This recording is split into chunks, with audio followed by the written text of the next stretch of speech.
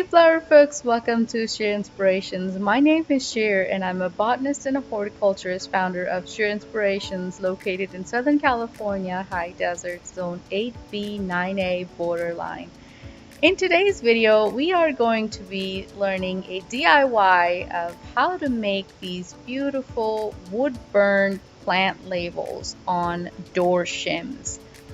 This is an idea that I've been playing around with and testing and experimenting for the last 3 years to decide which one of the ways works best for the perennials that die completely down to the ground.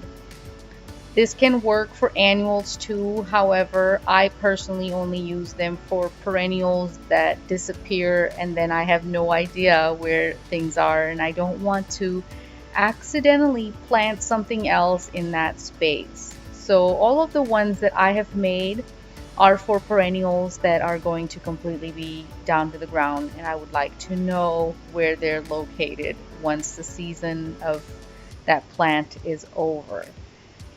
These are door shims that you can find for $4 for 50 of them.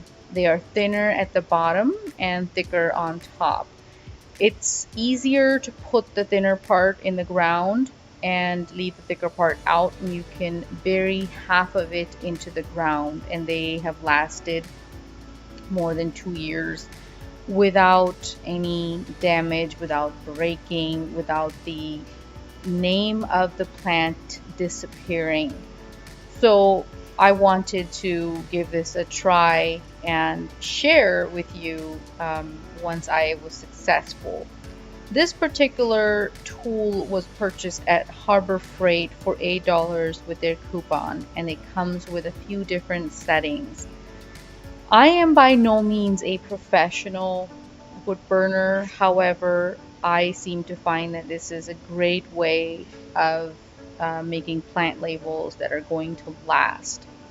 I have tried bamboo sticks, I have tried those smaller craft sticks, and they all seem to break in half. They don't stand the test of time for weather and climate and so on. So this particular way, the wood burn is not going anywhere no matter how hot. It doesn't get sun faded, it doesn't get wind faded. Since those are the two issues that I do have here, it gets extremely windy and it gets very hot in the summer, 100+ degrees, and I have found that they stood the test of time. I try and go over each one a few times, and this, what you see here, is in real time. I have not fast forwarded this, so you can see how quick or how slow it would be for you. I have been doing these for like I said, the last 3 years now, and I started out with just one or two just to test, and they lasted very well. This can also be done on paint sticks. That works very well. If you get the free paint sticks from, say, Home Depot or Walmart, if you can get your hands on some, you can wood burn on top of the writing, or you can sand the writing and then wood burn, so it's not, two things on the same paint stick.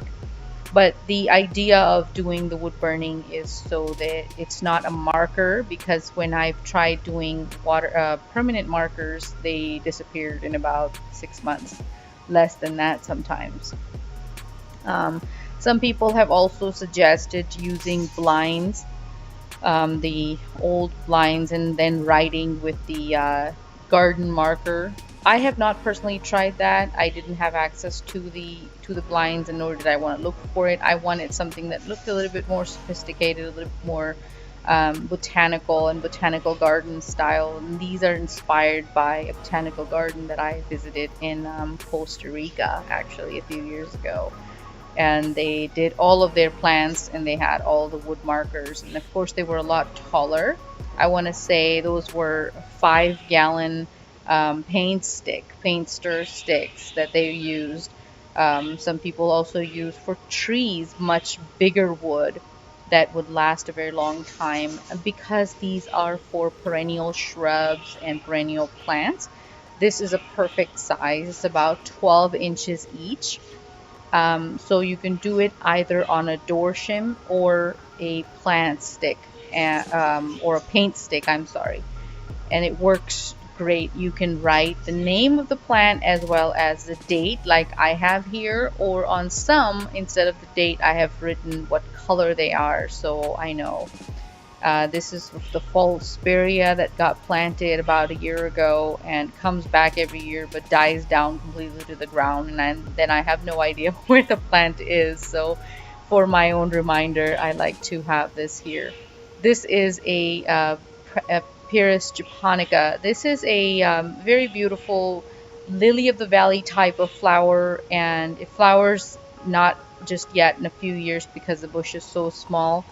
Because there's so many plants in this particular bed, I wanted to make sure that I have a pointer so I know where this is so I can go look for it. Here's my mock orange bush that I planted last year, and it's doing great. It loves the weather and it's growing very fast. Started growing in February, and then this is what it looks like now. We're in April. The idea here is to make something that is long lasting and looks nice, looks sophisticated. If you don't mind making something that is that costs less and doesn't look all that great, then that's also an option. But because this is my front garden, I want to make it pleasing and appealing. This is a birdhouse that I had made a month ago, and it turned out beautifully. It has held the test of wind and sun so far. It's in part shade, so it doesn't get a whole lot of sun. I don't have any takers yet, but soon I will. And I hope you get inspired by these plant labels and make some for yourself and share your experiences with me. And I will see you in the next video, guys. Bye.